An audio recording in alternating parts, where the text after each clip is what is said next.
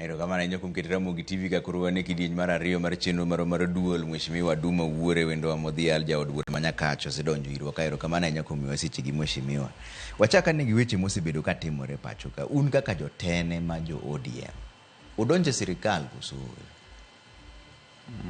Sirikal podo kwa donje. But watiyo gi sirikal monde kwe ubede Kenya ka. Ere pogruok ji wacho ni ng'eny ka koro chairman maru modonje sirikal, jolup jotend chairman ariyo ni kanyo, giwacho ni koro ODM tiyo gi sirikal. Chairman kose donje sirikal, tibro mna yiero chairman moro mabro kao kaka chik dwaro. Mano kunyiso ni chamo donje nikech mondo chamo donje sirikal nyaka gidhie gimoro miluongo ni coalition riwruok, mindikruok maber. Kaka ne watime ndalo mane wan gi the NAC coalition government. So ma podo kobedo, but Kenya nche nigi tungni. To oganda wa mang'eny paro ni ka in e opposition to koro in mna jasik jomoloyo matiyo sirikal no. Mano ke kaka chik en. Chik wacho ni kama gidhie marach to unyalo go firimbi to une opposition kanyo. To kama gidhie maber to bunya wacho ni kato gitiyo maber uriwo gi lwedo. To kogi kama piny nigi tungni machalo gima piny dwa gore piny. To ka un chama jatelo maber to kiwere mochwer idhi mondo ikel kwe. Ni wacho ni donje sirikal nen mano mondo mi okel kwe. Yeah. Mano dhi timore nade? Nikech ok jo noken jo Azimio mano kelo tungni.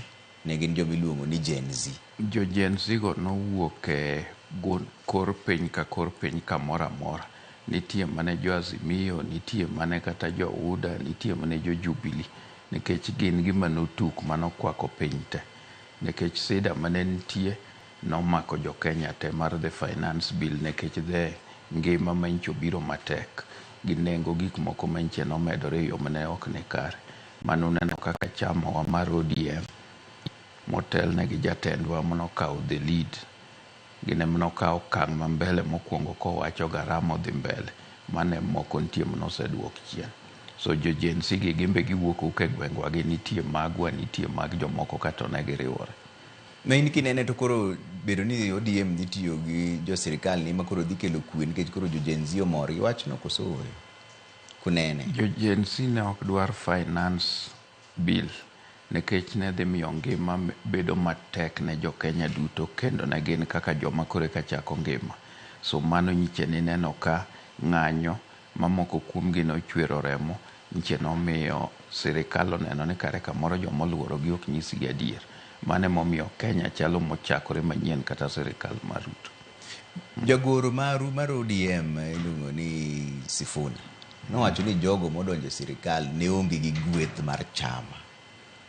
Ne gidonjo kigin kaka oganda ma ok gidonjo ni gin jo party.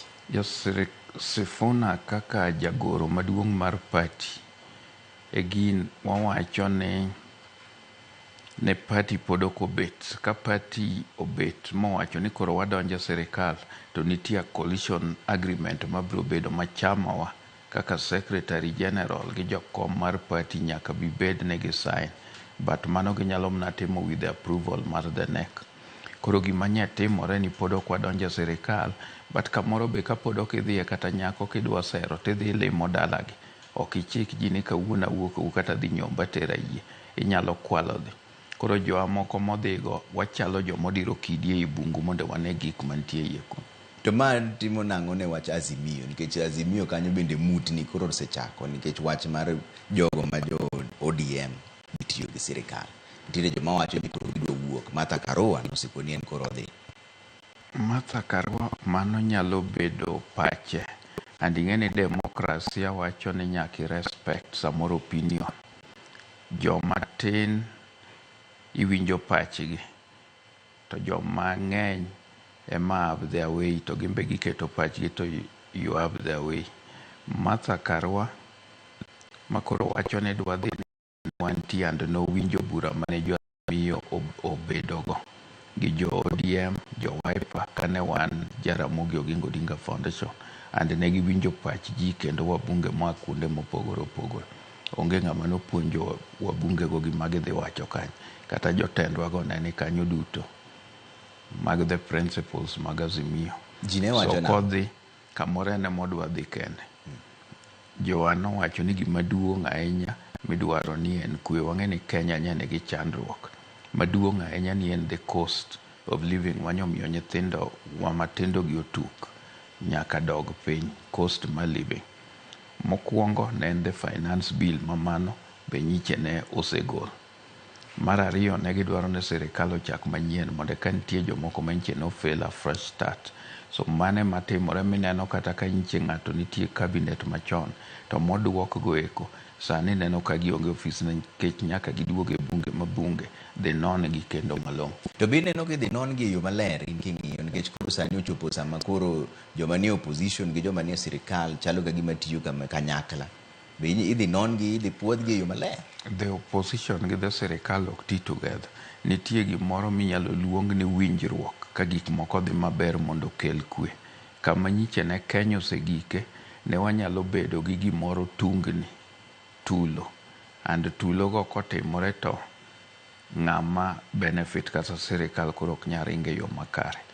And ma ok mokwongo. Wang'e ni ndalo ma mbele kucho jatendwa moloyo mar ODM e chama maduong'. En aora maduong' e Azimio kanyo. Kinde mokalo nitie mosetimne marach gore kata gima. Wuon osemaye membo ng'eno ma to kendo kodwaro ni tulo bedi to kata jomo maego ok nya tiyo. To kinde duto osebedo kodwaro ni mondo kwe obedi. Mane momiyo ne wabedo kata gi the NARC coalition government kano mae in 2007 kane Kenya osewang'. Monge kuma nwadhi bedo failed state to noyie weyo moduogo bedo. Ka nyiche ne mar Uhuru be ne okweyie ahinya gi kaka IEBC notimo gik moko to noduogo mwabet. And mane momiyo nyiche ni neno ka nodhi kama ne ji pane winjruok nitie. Nikech gigi otime lela and ler godiechieng' onge gimoro mopando.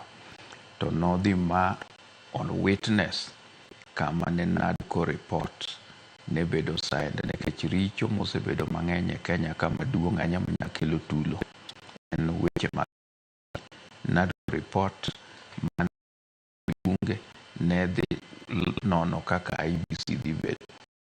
Kenya wacho ni Ruto nyaka wariembi, to samuriembe no be uonge alternative. Winjo piny ok nyal bedo makoro weyo kama onge ng'ama nitiere kanyo ni to alternative be ok imiyo jopiny. And kigolo Ruto tiketo kamoro namba ariyo neno kamoro nya bedo magalagala molo Ruto. To kamoro be ka Ruto no dhi mowe to kamoro jalwenye ma dhi kawe. Mago duto gin options mang'e moseng'iyo kendo selose ni ka ng'ama nyalo kendo machak bede ka gin magi. To joma seyo wacho ni jakom en Raila Amolo Odinga nodhi otiyo kamoro achiel gi Uhuru mokawo pek mane Uhuru ni godo koro ene manodong' gi wich liech. Iwacho ni sani bende jatend piny masani miluongo ni William Ruto bende nigi gik moko ma ok otimore yo makare ma ji osebedo ka kwedo. Joma seyo wacho ni donjo kata konyo gi tiyo kamoro achiel no dhi miyo en jakom Raila Amolo Odinga ema pod dhi dong' gi wich liech e gik rem ma jatend piny Kenya ma William Ruto osebedogo. Bende nitiere adieri ma onge mago mana joma nigi luoro mang'eny e chunygi, to piny be ok inyal rito ka in gi luoro mang'eny. Gik ma Raila osekale ng'eny molo magi. Ng'eny joma paro machalo kago gin joma tindo moko ng'e kuma Kenya noae gi kuma Kenya dhiye. Ng'eny nyithindwa kaka matindo masani ok ong'eyo ni ka multiparty pok odonjo in 1990 to ne ok unya bedo kata ji auchiel e dalau. Mano would be ni inyalo wach ni mano romo moko winjore ma una joma koyud titero mane od kwach kich kata detention, and onge wakili mane nyalo yie ni biro yalo nikech ji noluor na pier gi rego mogo te. So miyo gimotimo no en ng'ama mako rwath gi tunge to nyiso jopiny gima rach. And adwaro ni ng'e ni seche moko nitie gimoro miluongo ni mob justice. Mob justice is never right. Tiluongo ni mob justice nikech ka ji otime mob to koro ng'ama inyalo chimo maybe dhi makonge. King'iyo kata muma mar Nyasaye mwalamoni ni neno ka Yesu kama ni yale Yesu monong'adne buch tho, jaj miluongo ni Pontius Pilate noyudo ni Yesu ne onge makosa motere mopenjo raia, to raia to nowacho ni nege mondo wenegi mna Barnabas mane jakuo. So miyo the mob is never right. So kini jatelo, to in jatelo ni gima ji mang'eny ok ne Nyasaye omi teko mineno. Mane the role ma jatendwa ni play. Yeah. To bedo ni jou ng'eny gi koro wuok chairman odhi tiyo gi sirikal, jolupne dhi tiyo gi sirikal, minority leader bende koro dhi tiyo gi sirikal, nitie kaka gino oduoko teko. Joma ng'eny modhi onge. Joma ng'eny modhi onge. ODM is a big party and a big team. Wan gi jomotegno mang'eny e bunge kanyo. Minority leader kodhi minority leader en gima party ema yiero. Party wa mar ODM bro bedo. Sana ng'eny aseneno kindiko ji mang'eny madwaro kom no, man gi gombo mang'eny, man gi tama mang'eny. Jo aringo kone gi kone mosewacho ni dwaro. But chama, katiba, ema bro ing'eyo ng'at motegno manyalo rito gino to gindiko barua madhi kach. Ng'ama dhi bedo minority leader. So ng'ama chamo yiere ma bro bedo. So jomodong' miwacho noringo mang'eny onge. Chama ma Nche Mbadi nitie Mbadi Nche ne en nominated member of parliament. Koro kare kanyo onge kata gimoro mwacho ni by election ma bro bedo. Committee members mag park gin ji matin ma kamoro romo 20 ma bro dhi to yiero jakom moro kendo mar park to chako bedo and wan gi ji mang'eny ma be nigo jusi kanyo mna kaka Mbadi Nche nego. Nitiere ng'ama penjo ka en ni jatelo penjane ne Honorable Adumo Wuor ni kaber to ene monego kaw kar Wandai kaka minority leader nikech en the most experienced ODM MP currently in the house. Inyalo yie gi wacho mar kaw kom mar minority leader? Mano ji bro bedo gi opogore. An podo ka achiwo gombo e komno. Podo ka nyiso. An abro serve chama kaka sebedo ka serve chama. To nitie jo abat chama pod nigi right mar yiero anybody magiyiero ka chama odhi moyiera. But as a loyal member tabro dhi adhi modhi wati eti kaka nyawan itiyo. But podo ka show interest in that thing. And mana wene chama ng'amo ng'e kaka chama tiyo. So egino kanyal lose kaka jotelo moko lose. Seche mang' wach mar puodho jotend migepe ni ochopo. Ang'ono ma jou kaka jood bura dhi ng'iyo otegno ahinya nikech nitiere joma seyo ni adier, nitie joma nyinge gi nyien manchoko ni e sirikal manchoko riembi, to nitie joma noriembi to chako duoki. Ji koro penjo ni ka noriemb ng'ato nikech ok oti maber, jumbe 2 kende to chako duoke. Ang'o ma koro ng'eyo sani manopogore gi manong'eyo manomiyo riembe? Katiba mane wakelo manyien machon ne ok ji bi kanyo ka oyiergi gi president. But wuoth ma Kenya osewuothogo ka kelo lokruok mag lony mag demokrasia emomiyo sani jogi biro e bunge kendo kata ka president oseyieri to bunge nyalo duoki tamore wachni.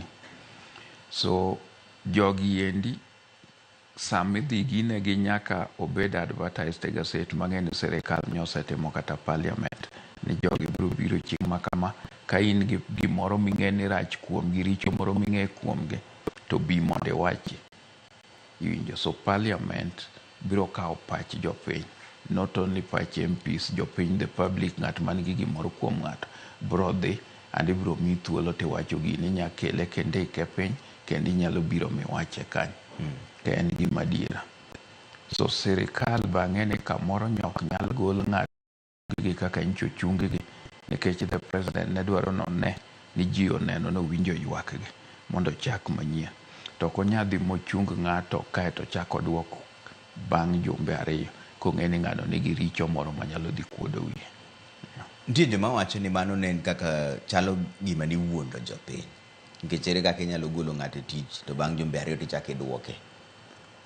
Mano Wach mar golo nitie power moko nikech jopiny nyalo loso kamano to ok ginyisi ni ng'ani emiketi. Like joma nyiche nomiyo gol jogi gin jowa miluongo ni Gen Z. Mbotimo tich maber ma we appreciate tich magitim. To koro Gen Z wacho ni gin gionge jatendgi, gionge kabendgi, to gionge kendo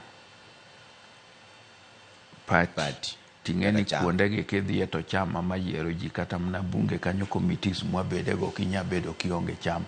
So ere mesa minyalo bede gi jo GNC gi mondo gimbe wawache kata ni GNC ni wuoyi ni ber onyalo dwaro gini o show interest in this. Koro mano onge, koro ji nyalo wacho pachgi but pachgi go may not be right. Mana kaka nyisi ni sama ne ing'ado ne Yesu buch tho, to judge mano nono gino modhi moyale noyudo ne onge makosa. To koduoke to jopiny onyise ni nege. Yeah, so the public were not right. Mano is the message we get, the biblical message. To chenro mar Gen Z ni mokwongo isiro chenro margi koso kisiro?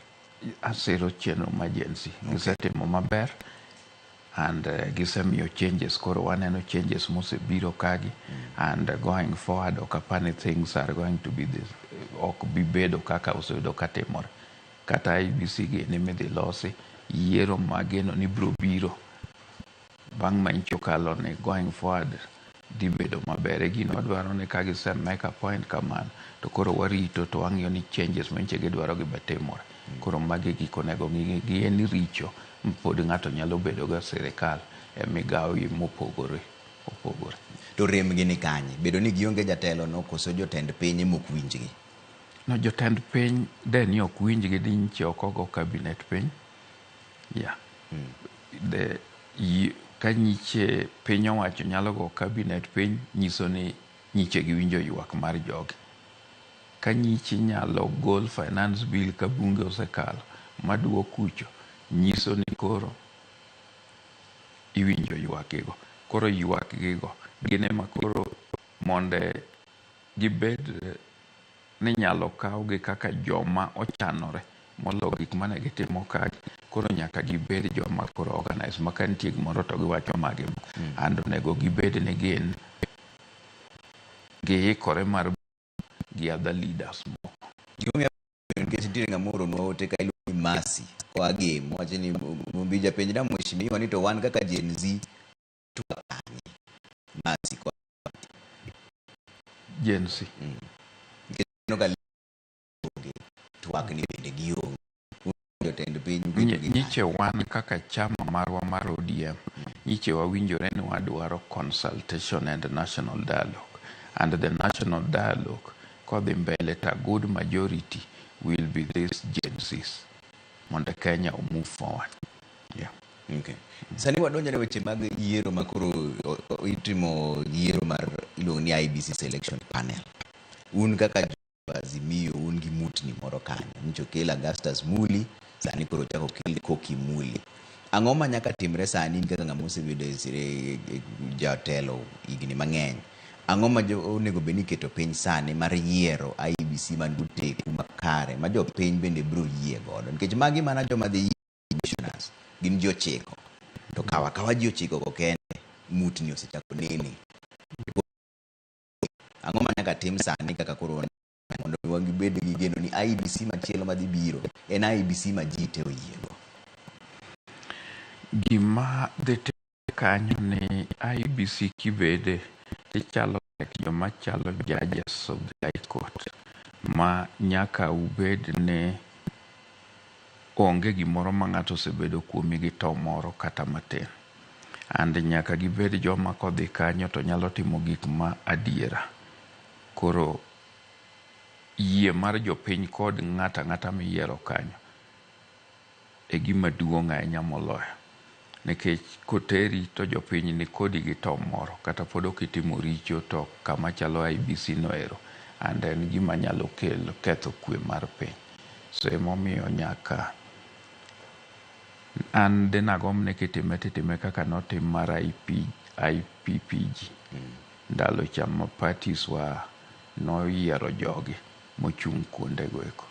Yeah. To sani kumodhi ni to bine no kodhi dhi yo maber koso koro nyaka ji mage momiyo pod wadwaro dialogue. And naparo no bro dhi maber.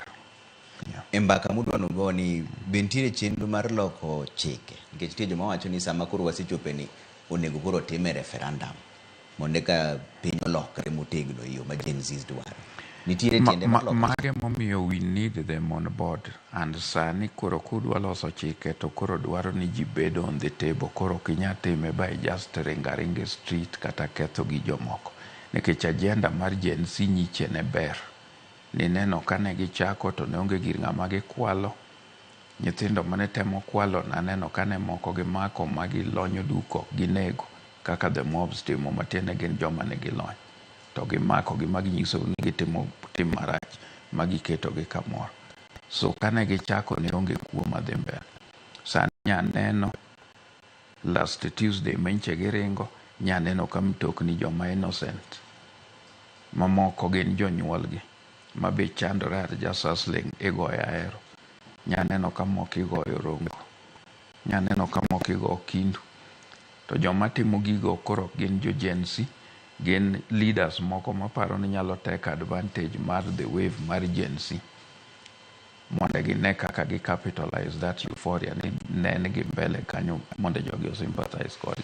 Koseneno ni joma timo gigi, some of them are not local leaders mawuok kuch, some of them are even MPs who are not even from Nyanza, some of them are leaders mawuok kuonde moko. So mago joma bro spoil for the Gen Z. And ka jo Gen Z ok obedo ga good and a clear road map gi gik ma gidwaro, to girgi no bro mna ruchore ok obidhi mabor. To mano bro duoko Kenya piny.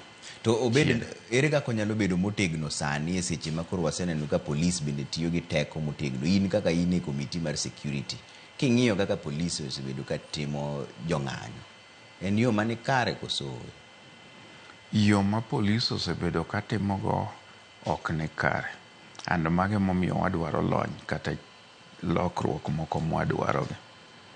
Nekech police koro neno ka jomoko ma ok jo Gen Z be koro donje igi timo gik moko.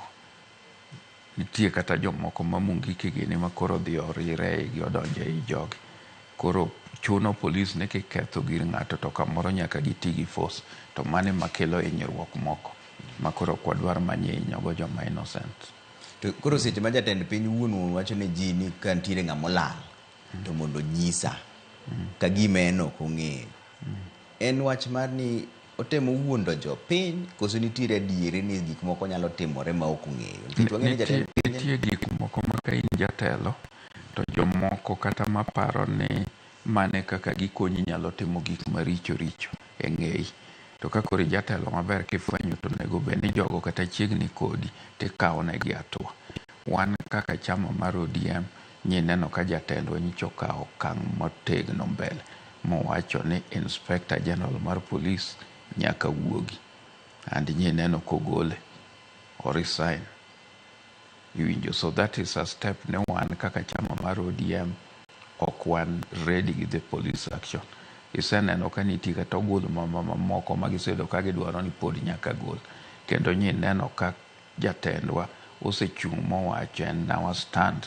Kata ka nchi wabedo as Azimio, our NEC and the parliamentary group nche nobedo ga resolution ni joma nchi ohinyoregi haki margi nyaka non kendo nyaka sirikal kaw hatua mondo ne kaka gibedo ichulogi kuom hinyruok ma gibedogo to gilal ma familias go bedo gote. So mane stand maro. Kata kineno kwa donje sirikal to mane kuma wadhi. To jowa mabe owuok e chama marwa modhi e sirikal ong'e stand marwa and policy marwa kaka ODM. So kata ka gidhi kucho to wang'ene gidhi timo gik ma jopiny dwaro ma inche jopiny yuagogi. Ok gidhi kucho ni they are part of that government. Nitiere jomoko ma wacho ni mane mutego de magidhi godo no, nikech kaka sani wasebedo kwa winjo ka jatend piny Kenya wacho ni ukua mar mula onge gimoro amora, pesa onge, ukapua mar pesa onge, usuru bende ok chok moromo. To mane migawo magimiyo jatend ODM iluongo ni John Mbadi. Trevor, mano ok mutego. Trevor kane pod an almost at the age of the current Gen Zs, I was part of the delegation manoko Baba to Kabarak, led by the late chairman Maluo Council of Elders manilongo ni Koyopia.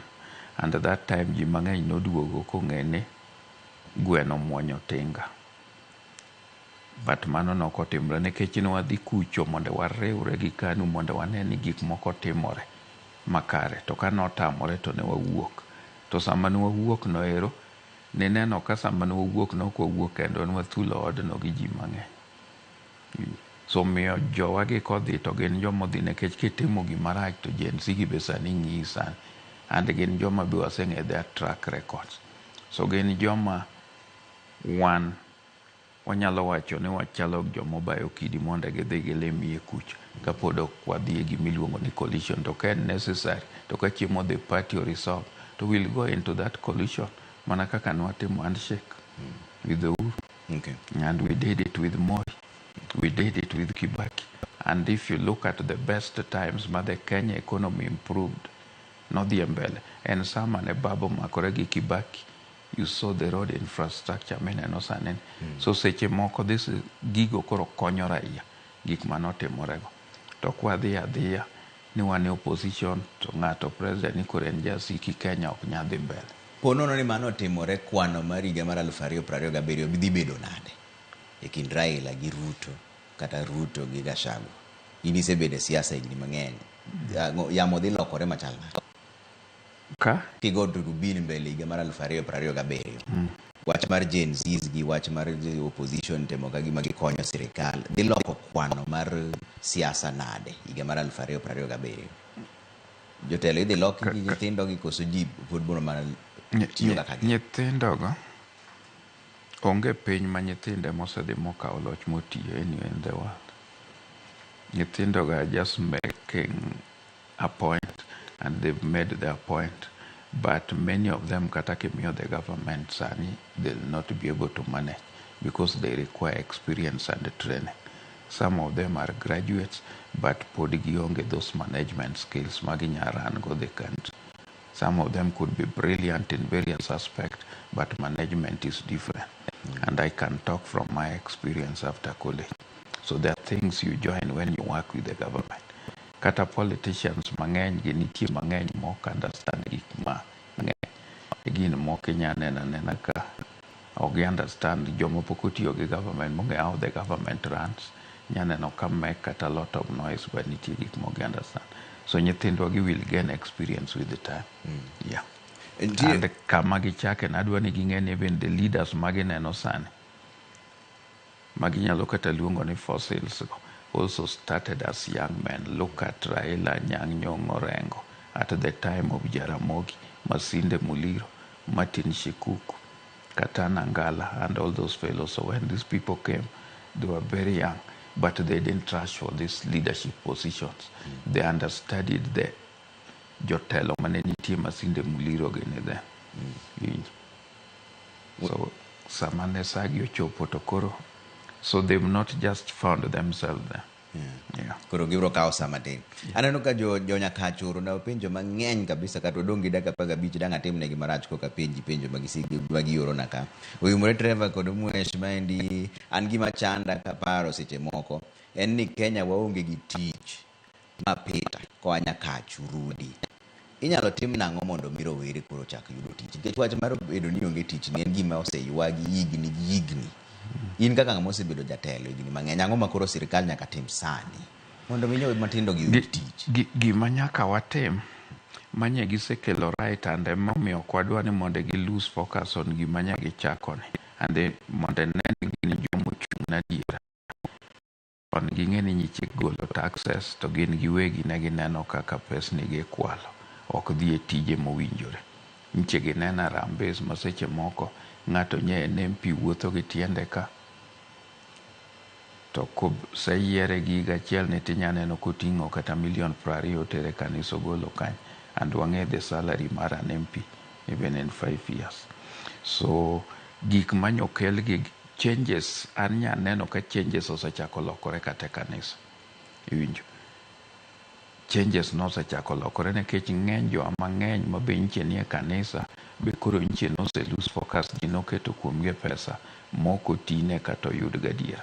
And mano mi adwa nago erokamano ne bishops wa ma all along osechung' n'adiera machalo like Bishop Canon Ong'injo mar ACK Maseno South Diocese, the Bishop Joshua Wit Maseno East, Bishop Wasonga retired but still very active, Bishop Zacchaeus Okoth, because they've been very steadfast on wacho adiera mok gidhi ni pesa moro ni kata jasiasa migi ni gikete igi.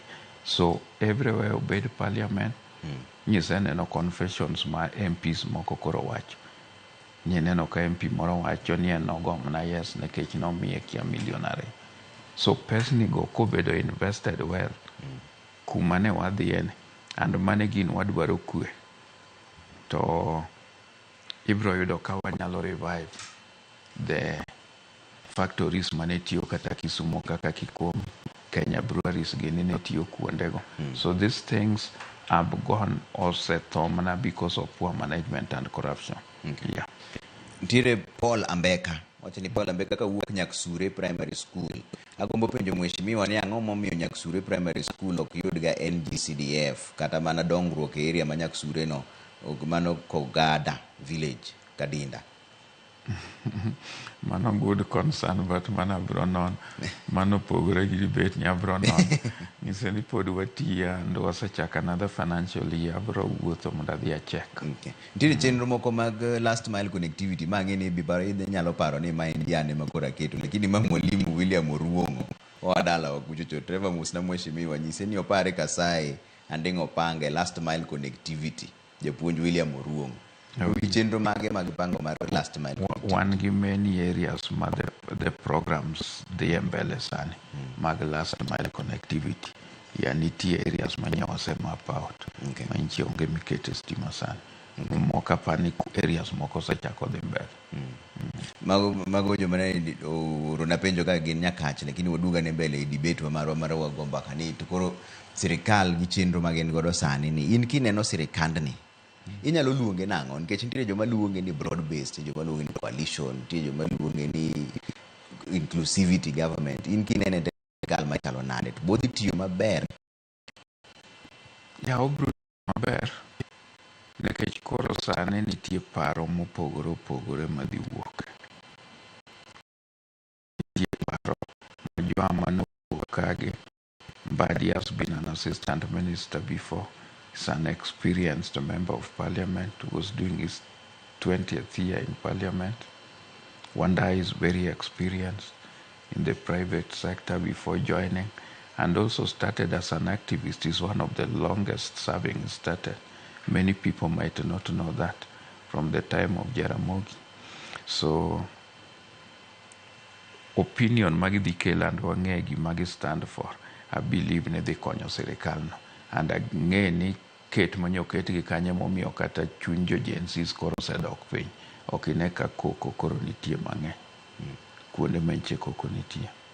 Yeah. To koro nitiere joma pod penjo mopogore ka endi gi topic. Oimore Trevor penjo na Aduma ni lek mare mar 2027 chalo nade?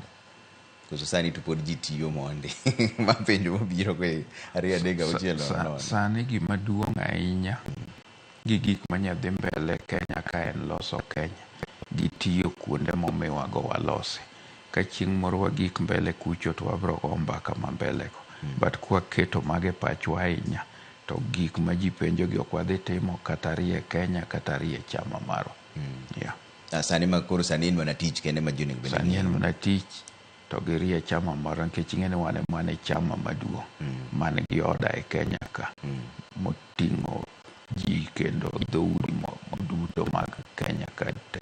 Udhi timo nang'o e wach mar rieyo chama ma koro iwacho? Udhi timo nang'o e chenro mar rieyo chama? Udhi rieye nang'o? Rie? To chama oko bam dongo riere to en gi jatendgi mwang'e stand mar. Nitie joma wacho ni nitiere ng'ikruok moro e chama nikech mokwongo jatend chama wuon dwa dhi e AU ma be otesege nochiw nyoro. Ero jomoko be koro osedonjo tiyo gi sirikal. Nje uketo nudhi keto yiero moro madundo dwe mar 4 ne ok otimore. Nitie joma wacho nitiere chochni e chama.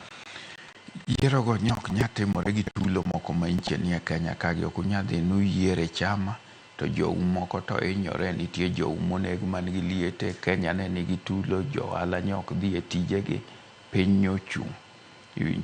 Koro sano kaka chama ok unyadhi nuyier, but chama wano en gi jatende kata dhi e AU kuno to pod en jatendwa mar chama. Iwinjo? Yeah. Pod onyabedo jatendwa to chama ni be nigi ji mang'eny. King'iyo the chama ma kineno to nigi teko mang'eny kata kaka gik moko timore, odhi e Senate, odhi e Parliament, kata mna oko ka ma organize man gi structures en chama mar ODM. Omiyo kata ka jatendwa odhi to wabiro ramo aroma tiwacho ni kama kata kodhi kucho to ng'ama mako kanyo en ng'a. Iwinjo? En be iyiere ga mana gi ji, ok nodhi kanyo noketore kanyo en owuon.